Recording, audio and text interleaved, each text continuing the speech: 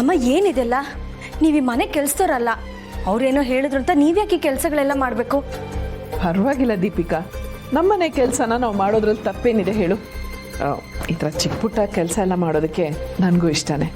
ಆದರೂ ಅವ್ರು ಈ ಥರ ಎಲ್ಲ ಮಾತಾಡ್ತಿರೋದು ನನಗೆ ಸಹಿಸ್ಕೊಳಕ್ ಆಗ್ತಿಲ್ಲ ಅಮ್ಮ. ಈ ಮನೆಯಲ್ಲಿ ನಾವೆಲ್ಲರೂ ಒಂದಾಗಿದ್ದೀವಿ, ಸಂತೋಷವಾಗಿದ್ದೀವಿ ಅಂದರೆ ಅದಕ್ಕೆ ಕಾರಣನೇ ನೀವು. ಅಂಥದ್ರಲ್ಲಿ ಅವ್ರು ಇದ್ದಕ್ಕಿದ್ದ ಹಾಗೆ ಎಲ್ಲಿಂದನೋ ಬಂದು ನಿಮ್ಮನ್ನ ಕೆಲಸದವ್ರ ಥರ ಟ್ರೀಟ್ ಮಾಡ್ತಿದ್ದಾರೆ. ನೀವು ಅವ್ರಿಗೆ ಸಹಾಯ ಮಾಡೋಕ್ಕೋಗಿ ನೀವು ಸಮಸ್ಯೆಗಳಿಗೆ ಸಿಗಾಕೊಂತಿದ್ದೀರಾ. ಹಾಗೆಲ್ಲ ಏನೂ ಇಲ್ಲ ದೀಪಿಕಾ. ರಾಧಾ ಅವರು ಬೇಕು ಅಂತ ಏನು ಈ ರೀತಿ ಎಲ್ಲ ಮಾತಾಡ್ತಾ ಇಲ್ಲ. ಅವ್ರಿಗಿರೋ ಕಾಯಿಲೆ ಬಗ್ಗೆ ಡಾಕ್ಟ್ರು ಹೇಳಿದಾರಲ್ವಾ, ಅವ್ರು ಹುಷಾರಾಗೋವರೆಗೂ ಅವ್ರ ಮನ್ಸಿಗೆ ನೋವಾಗದಿರೋ ಥರ ನಾವು ನಡ್ಕೋಬೇಕು. ಹಾಗಂತ ನಮ್ಮ ಮನ್ಸುಗಳಿಗೆ ಬೇಜಾರಾದ್ರೆ ಪರವಾಗಿಲ್ವಾ ಅಮ್ಮ?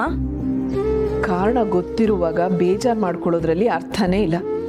ದೀಪಿಕಾ, ನೀನು ಅವ್ರ ಮಾತನ್ನೆಲ್ಲ ಮನ್ಸಿಗೆ ಹಚ್ಕೋಬೇಡ. ಇಲ್ಲಮ್ಮ, ನನ್ಗೆ ಯಾಕೋ ರಾಧವರು ನಿಮ್ಮ ಸ್ಥಾನನ ಕಿತ್ಕೊಂತಿದ್ದಾರೆ ಅನ್ನಿಸ್ತಾ ಇದೆ.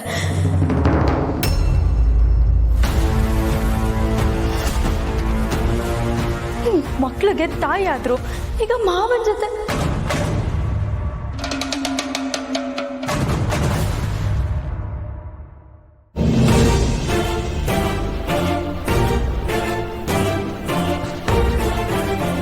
ಏನು ಹೇಳ್ತಾ ಇದ್ದೀರಾ ನೀವು? ಅದು ಸಮರ್ಥ್, ನಾನು ಹೇಳಿ. ರಾಧಾ ಅವರು ಅಮ್ಮನ ಸ್ಥಾನ ಕಿತ್ಕೋತಿದ್ದಾರೆ ಅಂತ ಏನೋ ಹೇಳ್ತಿದ್ರೆ, ಏನು ನಿಮ್ಮ ಮಾತಿನ ಅರ್ಥ? ಇಲ್ಲ ಸಮರ್ಥ್, ನಾನೇನೋ ಹೇಳಕೊಟ್ಟೆ, ನೀವೇನೋ ಕೇಳಿಸ್ಕೊಂಡಿದ್ದೀರಾ ಅಷ್ಟೇ. ಹೌದು ಪಾಪು, ರಾಧಾ ಅವರು ನನ್ನ ವಯಸ್ಸಿನವರೇ ಅಲ್ವಾ. ನನ್ನ ಸ್ಥಾನದಲ್ಲಿ ನಿಂತು ಮಕ್ಕಳಿಗೆ ಪ್ರೀತಿ ತೋರಿಸ್ತಾ ಇದ್ದಾರೆ ಅಂತ ಹೇಳ್ತಾ ಇದ್ದಾಳಷ್ಟೇ. ಹೌದೌದು, ಮನೆಯಲ್ಲಿ ಅಮ್ಮನ ಸ್ಥಾನದಲ್ಲಿ ನಿಂತು ಎಲ್ಲ ಜವಾಬ್ದಾರಿಗಳನ್ನೂ ಅವರೇ ನಿಭಾಯಿಸ್ತಿದ್ದಾರೆ ಅಲ್ವಾ, ಅದನ್ನೇ ಹೇಳ್ತಿದ್ದೆ. ಇಲ್ಲ, ನೀವೇನೋ ಮುಚ್ಚಿಡ್ತಾ ಇದ್ದೀರಾ. ನೀವಾಗ ಆಡ್ತಿದ್ದ ಮಾತುಕವಾಗಿ ಹೇಳ್ತಿರೋದಕ್ಕೂ ಸಂಬಂಧನೇ ಇಲ್ಲ. ತುಳಸಿಯವರೇ, ನೀವೆಲ್ಲಿದ್ದೀರಾ? ನಿಮ್ಮಿಂದ ನನಗೊಂದು ಹೆಲ್ಪ್ ಆಗಬೇಕಿತ್ತು. ಹೇಳಿ ರಾಧಾ ಅವರೇ. ಅದು ನನ್ನ ಮಾಧವ ಅವರ ರೂಮ್ ಕ್ಲೀನ್ ಮಾಡಬೇಕಿತ್ತು. ಸ್ವಲ್ಪ ಸಹಾಯ ಮಾಡ್ತೀರಾ?